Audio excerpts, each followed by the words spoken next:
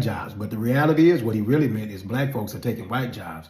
And him and his two young white men that he replaced those black folks with are showing you in this press conference. Watch this. Be very good for certain jobs, but not people that should be doing this particular job. That's why I'm trying to figure out how you can come to the conclusion right now that diversity had something to do with this crash. Because I have common sense, okay?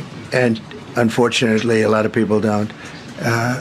We want brilliant people doing this. This is a major chess game at the highest level. We want to hire the best people because we want the best people at air traffic control, and we want to make sure we have enough people at air traffic control who are actually competent to do the job.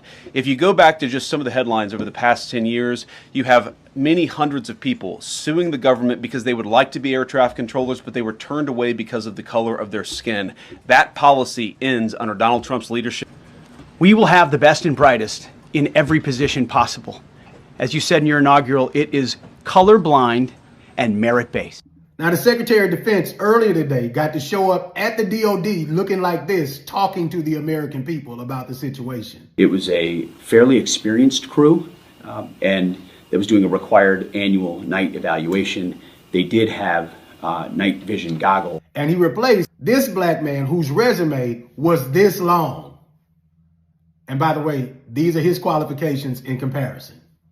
It's never been about qualifications or experience. It's always been about race and class. And America has always been some form of a job farm or a plantation.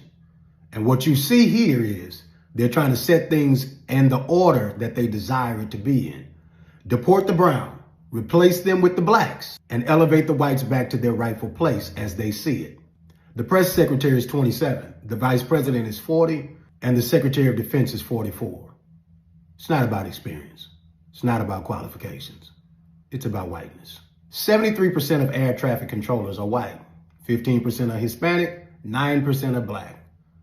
So how is DEI the problem if 73% of the people doing the job are white?